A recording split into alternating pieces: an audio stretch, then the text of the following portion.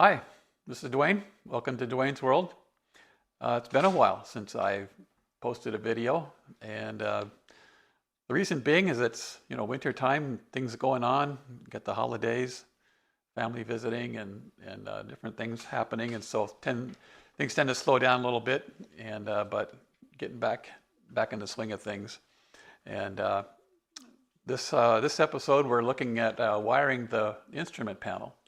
And last time we looked at getting the stuff installed in the front, getting all the gauges put into the panel itself. Now we're down to the nitty gritty and doing the wiring part. Obviously, I filmed this intro after I finished, so I kind of know what happened. Now you get to find out. But I added some things along the way. I changed my mind on a few things along the way, made a few mistakes along the way. But all in all, it came out pretty good. And so we'll take you along the ride and show you how it happened.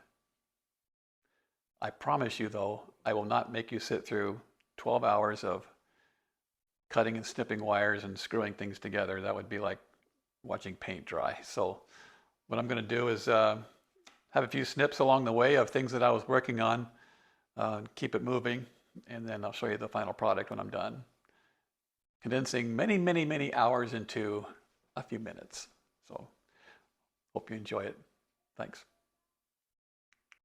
Well, this is where we left off with our last video, was the completed panel, at least 90% of it.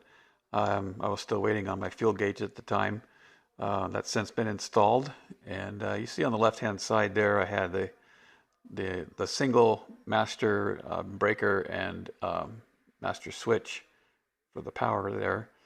And that was all per the factory drilling. Well, when you start to build an airplane and you have some custom things, I wanted to have a separate switch for avionics, and also I wanted to locate my fuel pump, electric fuel pump switch there as well. So I did some reconfiguring since that was finished, and I've got my fuel gauge installed. And so now I'll show you where the progress is on the back of the panel. So before I just had a single main breaker switch, and then I had the 10 amp breaker right next to it. I relocated the breaker down here and added two more, so these all align with each other. This would be the main breaker, the 3 amp for the fuel pump, and this will be for the avionics. So when you switch them on, the light comes on so you can see what's on or not. These will have to be labeled, as will these, but that's kind of the addition now. Is I now have the fuel gauge, and these are the breakers. So the way these work is if they trip, they pop out, and so kind of a quick way in airplanes is you just kind of run your finger along. If none of them are sticking out, you haven't tripped any. But to reset them, you just push them back in. If they pop back out, then you got a bad circuit, but that's a way to reset them. And that's the way the rest of the panel looks. So anyway, little addition here, and I'll flip this over. You can see what it looks like on the back now.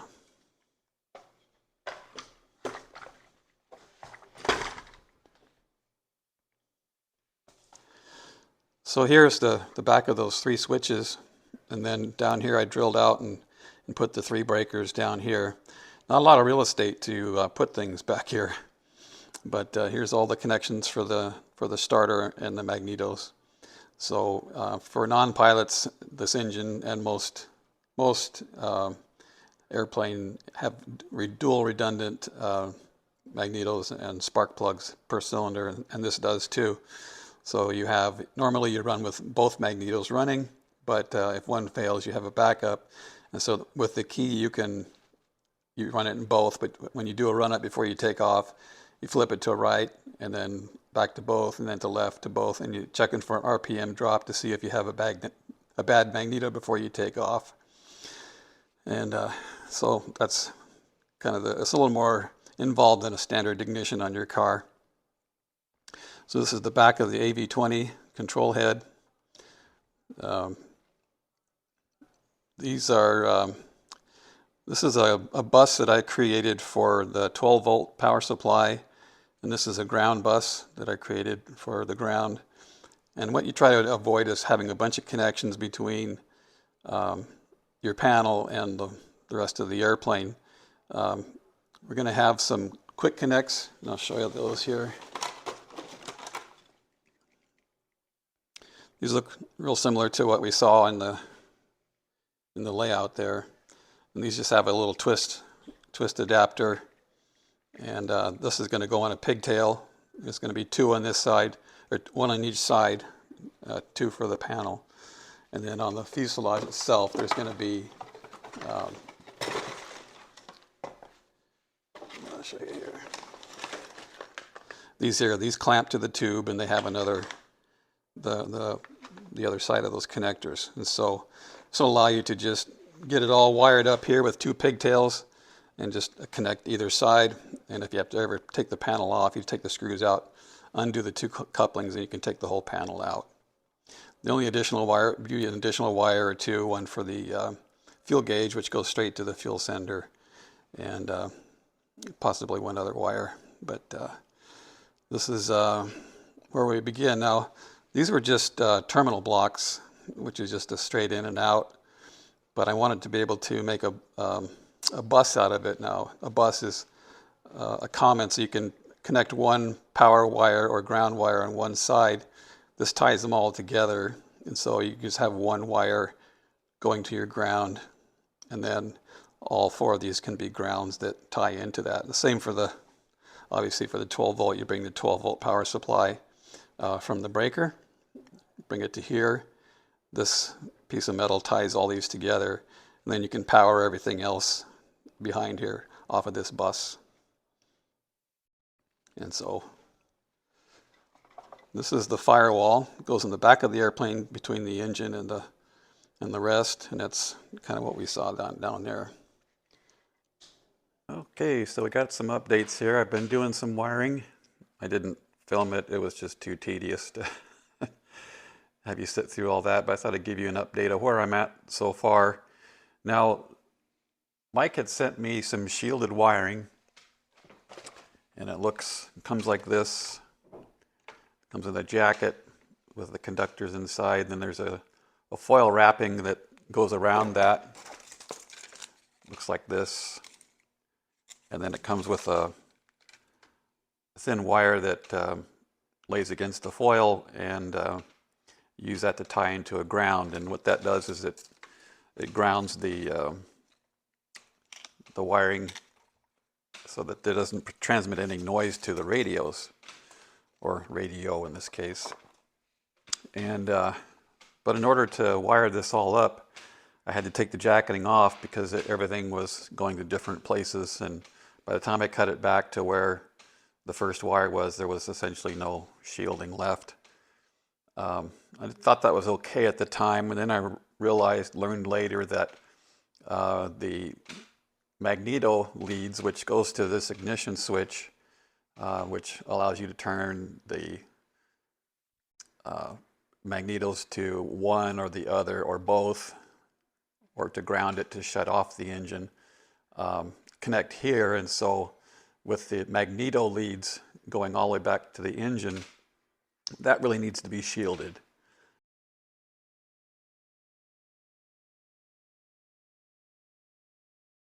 I thought I'd let you zoom in a little closer to here and see what it looks like. So the ignition switch is all wired here. I don't know if you can read that, but I labeled the colors that they relate to on the connectors, since they're just twisted pairs here with a white and blue stripe, and two of those each. I wanted to make sure I could trace it out later in life. So it's all shrunk now and tucked in here, and all nice and neat. It shouldn't vibrate around. Well, it's a couple weeks later, and the reason for that is I made some changes and discovered a few things too. After going back through the paperwork of the wiring diagram from the factory, while yes, the wires are shielded and up to the point of the connector, it's not necessary for the ignition wires here to be shielded all the way up to there like I thought. So that was kind of a wasted exercise, but hey, least they're shielded in there. It's not grounded, but can't hurt. So anyway, that's done. One of the things that I needed to do as well is incorporate the fuel pump. And originally I had wired straight from the bus to my breaker and into the switch for the fuel pump. That was incorrect. So I needed to come straight from the battery or from the starter solenoid hot side, the always on post they call it, and run a 16 gauge wire up to here, and then from there and then back to the fuel pump. And so I removed that wire, that jumper that went from there to there and to the switch, and I'll be adding a second connector like the one we're going to put on the pigtail here. I bought an extra set so I can have a second pigtail for that wiring. And I'll also run that same power and ground for the AV20, which is going to go into here. Now, the shielded wiring does need to go all the way to here on the AV20. This is the control head for the transponder and the GPS position sensor. And you have to be shielded within 2.5 inches of this connector, and then you ground the shielded portion to the ground bus. I was trying to come up with a way to have a connector here that I could disconnect that and have it shielded all the way up to that point. If I ran a pigtail with a twist lock here at the fuselage like the other pigtails, then it would only be shielded up to this point. There's a way to jumper it, but it's just not as good. And I thought, well, trying to overthink this too much, and why not just have a connector right here? Even though this is a connector itself, some of the wires are going to be hardwired here. In other words, I have my avionics switch, and that's going to goes from here to the switch, and that would power this, and then the ground goes here. So this would be hardwired inside here, but I would need to have another connector just downstream of this up to the tail beacon. And so I'll have to add a second connector. And I was going around and around searching on the internet for some good connectors, and they were all just too big. And then I came across these. These are for radio controlled airplanes and whatnot. So, hey, it's, radio control. At least it's airplane related. So they're little tiny connectors, and this, it's the same gauge wiring as the plugs here. And so I'll be able to make up a little connector right here, and then be able to shield that all the way up to there. And so finally got those connectors. And so another thing that set me back a little bit is the factory sent me the right amount of plugs and just the right amount of pins to crimp on and to put in those plugs. No spares. And I've never used this style of crimping before, or these kind of pins, and I would have no way to practice, and if I messed one up, then I would be out of luck. And so I thought, well, I'll order some extra pins, practice on a few. Since I have some extra connectors anyway, I'm going to need some extra pins. So I went online, ordered the pins that I thought I needed, and guess what? These are not the right pins. So yeah. So I had to order that. And of course, then I ordered a special crimping tool for those pins. And so now that I have the wrong pins, I also have the wrong crimping tool. So forget that. So I ordered up the correct crimping tool. And now I have the correct pins to be able to finish this little project. So a few setbacks just to show that I'm human and not perfect. So that's the whole thing, is having some fun with it. The last change that I made, or addition since my last little clip here, was this. Now, I had this and I just wasn't quite sure where to put it. This is the Hobbs meter, and I'll show you what it looks like in the front.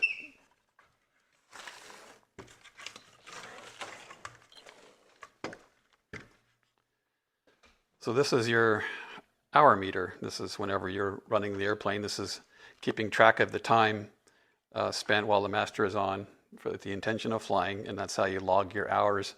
That's how you keep track of your engine time as well. So I had to cut a little slot out here, drill some holes, and get that mounted in here. And the advantage of having it actually in the panel and not mounted somewhere else on the airplane is that it's all hardwired together with everything else. and it just keeps everything neat and tidy. As you can tell though, it's a very tight fit, and I had to kind of trim this and that to make it work. There's one last item I would like to add, but I just don't think I have enough room for it, and that is a cigarette lighter socket. And what I can do with that is put in a USB adapter, for charging my radio and my other ADS-B in thing. So that's an option. I can do it some other time, or I can mount that somewhere else in the fuselage, but I'm still kind of thinking on that one. But I can always add it later. I think there's some spots that possibly might be able to fit it right here. I kind of want to keep it away from the compass. I'm trying to keep as much electronics away as I can because electrical fields can affect, your compass. And once you get everything dialed in and turn the power on, then you figure out how much that's affecting that, and you create a compass card showing what the deviation is when you power on, so that you can have accurate compass readings. But just trying to avoid as many electronics and running power wires next to that. So not really too thrilled about having it, in one of these slots, even though that might actually not be a bad location physically. We'll see. It's not a necessary item, it's just a nice optional thing to have. But anyway, now that I have my pins and some wire, I better get to it. Now what I had done before I got all these connectors on there is I slipped some shrink wrap on here. So once I get these all pushed in the connector, I can slide that down. You can see how I did it here, and then it shrinks right up to there and holds that securely. Now you can put this actually comes with a jacket on the back, but that makes the connector so long and clunky. This helps to keep it a little tighter against the frame. And there's not a very wide cockpit, so you want to free up as much leg room as you can. Okay, so we are working on this side here, and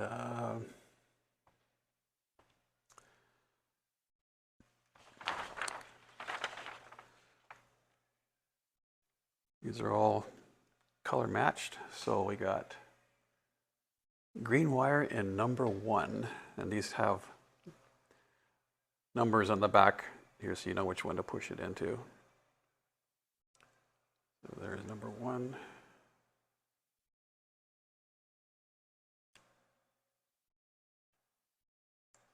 I don't know if you heard that, but it's a little click when you get it all the way in.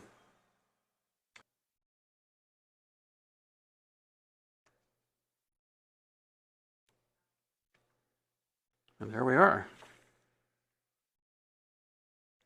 I'm going to slip this down over here, get as close as I can.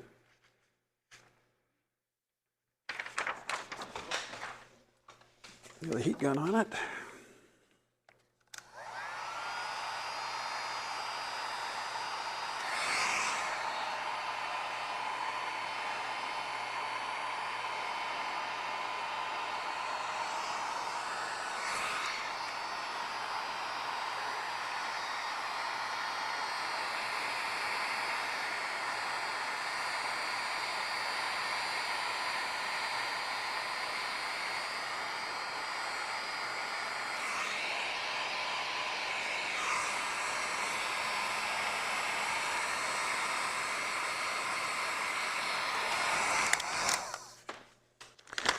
Just so you understand what's going to happen. So on the tubes on the frame of the airplane is the mate to it.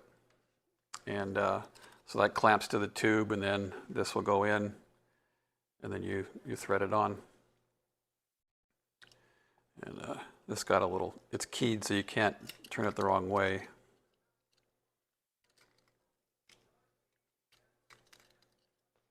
Quick connect. You get, I bought an extra one so I can have 2 on one side for this extra wiring, and then there's going to be another one here. So that's how that works. I have one last thing I wanted to do in here. I'll get this other connector done. I won't bore you to death with that.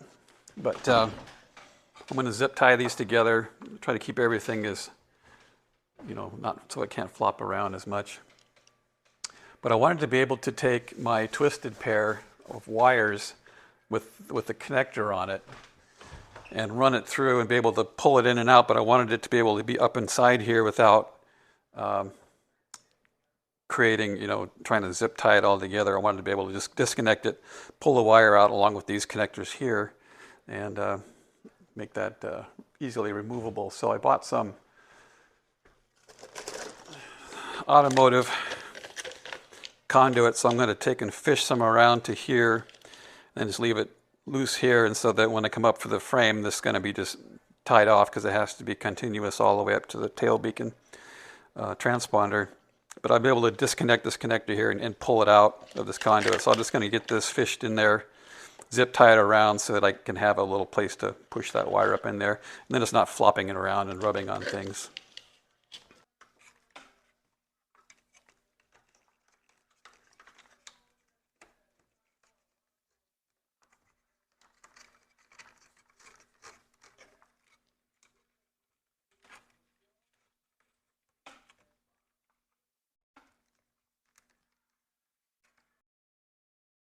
I guess I only need to get it in one time. And if I ever need to take it out, I could always cut the 2 zip ties and just pull the whole thing out that way. But at least I would be able to get it in there. But I think I need to round this. This is folding over and binding up, so when it comes time to fishing it, actually getting it in there, just need to make this a little more pointy. See if that works.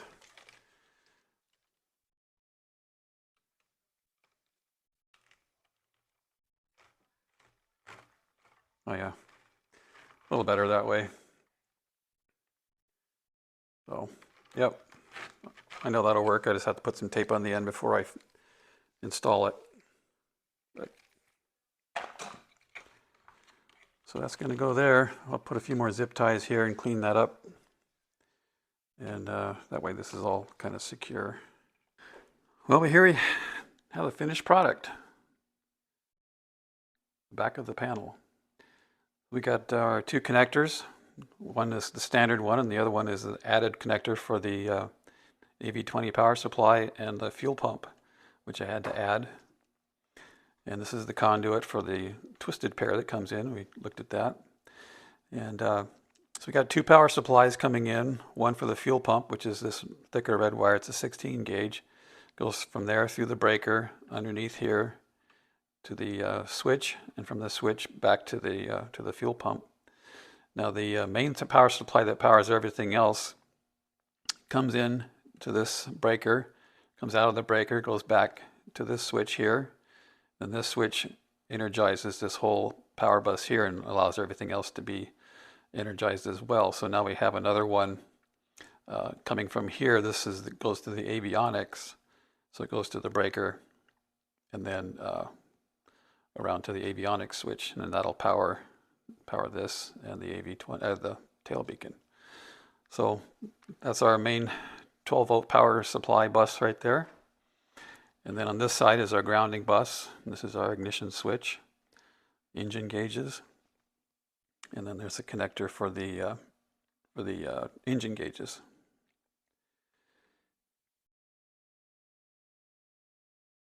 You see back inside there, the wiring is all nice and tidy, tucked in there. You don't want anything flopping around, but everything is really secured, shrink wrapped if I could, just to give something a little extra rigidity to it. And everything's really solid here. You don't want things flopping around and chafing. Could give you a very bad day. So there we are. Well, I hope you enjoyed that little adventure. Try not to make it too tedious, but in the end, I'm pretty happy how it all turned out. As long as I don't let the magic smoke out when I plug the battery into it, we'll be fine. You know, when you're working on something like that for long hours, you tend to think about things. And I was reminded of a couple of different air shows that I went to. Back in the early 90s, I was really interested in building another airplane, and that was called a Dragonfly. It's It was an evolution of a Burt Rutan design, which was originally called it was a single place called a Quickie, and then another airplane um, kit builder took that and designed and made a two-place version. It's called the Q2 or the Q200 um, or Quickie, and they put larger motors in them and were able to carry two people. Well, the Dragonfly was an evolution from that design. Slightly wider cabin, but it's a tandem wing design, and I'm trying to throw a picture up there for you to see. Pretty unique design. I was pretty excited about it. Got on the forums and watched them for a number of years, and eventually Shauna and I flew down to the annual fly-in, the tandem wing fly-in in Kansas there, and spent the weekend. Got to meet some of the builders and got to fly in one. So I was pretty serious about wanting to build one of these airplanes. And while we were there, there was a guy who had spent several years building his. These are plans built, so it's all from scratch. And it was a beautiful, beautiful airplane. He did a wonderful job with it. But it cost him his marriage. He was so into it and spending so much time on it that eventually the wife didn't think that was too cool, and that's understandable. But he ended up getting divorced over an airplane. But that wasn't the only one that I saw. A few years later, I was up at the Arlington Air Show in Washington State here, and met a guy who had a Q200, and he had spent a lot of years building his, and he ended up getting divorced over that project as well. And so it comes down often to priorities and what's really important. And the Bible says, "You shall have no other gods before me." And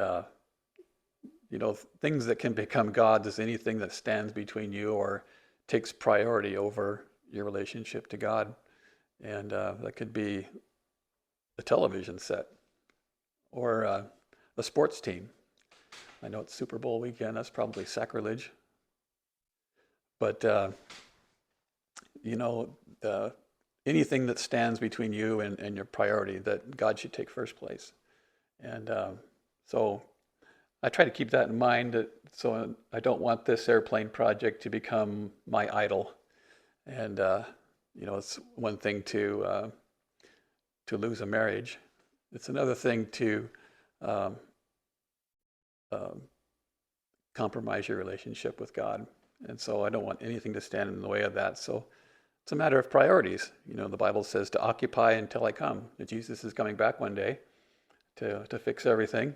And but he says to occupy until he comes back. And so that means working. That means having hobbies and doing fun things, vacations. But keep that in perspective and keep it in the right priority. So that's my thought for today. But we'll see you next time on Dwayne's World.